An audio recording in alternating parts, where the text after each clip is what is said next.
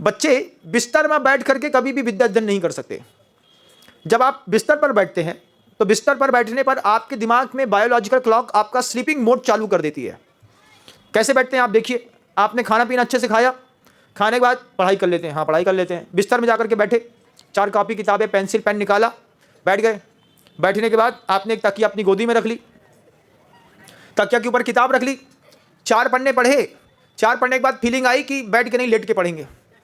Sleeping mode कैसे काम करता है देखिएगा। फिर आप धीरे से लेटे, लेट करके आपने पहले ऐसे बैठ करके उल्टा पढ़ा, फिर यहाँ दर्द हुआ तो आप टेढ़े हो गए, फिर आप साइड में पढ़ते रहे। साइड में पढ़ते पढ़ते पढ़ते आपको लगा कुछ लिखना है तो एक आध शब्द लिखा, फिर लगा कि अब लेट तो गई है, अब क्या करें, अब नहीं पढ़ना, तो किताब को बंद किया, तकिया के नीचे रख दिया, चद्दर उठाया, उठा करके सो गए। पुस्तक कहाँ गई, पता ही नहीं चला। जब कभी भी आप बिस्तर में बैठ के पढ़ेंगे, सबसे पहले आपका स्लीपिंग मोड ऑन हो जाएगा। जैसे ही आपका स्लीपिंग मोड ऑन होगा, आप पढ़ाई नहीं कर सकते। विद्यार्थी का पहला काम है, उसके लिए माता पिता का कर्तव्य है, उसके लिए लकड़ी का टेबल कुर्सी बना करके रखें, और नहीं तो जैसे ये बाजोटा है, ऐसे ही घर के अंदर अपने पुत्र के लिए एक बाजोटा बना करके दें। यही डेस्क है तुम्हारी, नीचे बैठ करके सुषुम्ना को बिल्कुल सीधा करके अगर आप पढ़ेंगे तो आपको बहुत जल्दी पढ़ाई का आनंद मिलने लगेगा। स्वान निद्रा तथैव च अल्पाहारी गृह त्यागी। घर के अंदर ज़्यादा दिमाग खर्चा नहीं करना, टाइम टू टाइम आइए, टाइम टू टाइम चले जाइए। डीएवी कॉन्वेंट में जब बच्चे घर के पढ़ते थे, मैं वहाँ पे देखता था, सुबह 7:30 बजे जाते थे, शाम को 6:30 बजे आते थे। 13 घंटा डीएवी कॉन्वेंट में रहते थे। वहीं खाओ, वहीं पियो, वहीं रहो।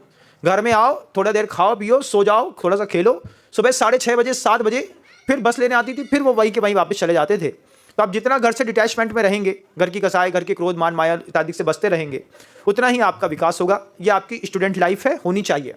इसके बाद 5 शब्द और हैं, वाचना, प्रक्षना, अनुप्रेक्षा, आमनाय, स्वाध्याय और धर्मोपदेश।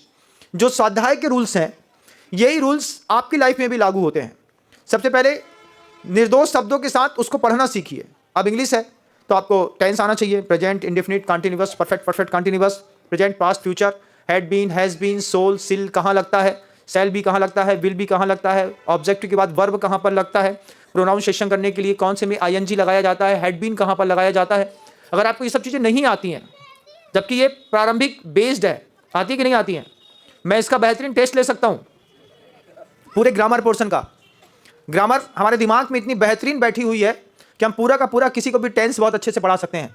हम एवरीडे 150 से ज़्यादा शब्दों को सॉल्व करके लगातार अपनी टेक्स्ट बुक बढ़ते रहते थे। मास्टर्स इसी तरीके से पढ़ाते थे, आज भी दिमाग में वो चीज़ पूरी बैठी हुई है। तो जब आप इसको सीखते हैं तो सबसे पहले वाचना में शुद्ध उच्चारण आवश्यक है। प्रक्षना, नहीं समझ में आता है तो पूछो। फिर उसके बाद वाचना, प्रक्षना, अनुप्रेक्षा, जो पढ़ा है आंखें बंद करके सोचो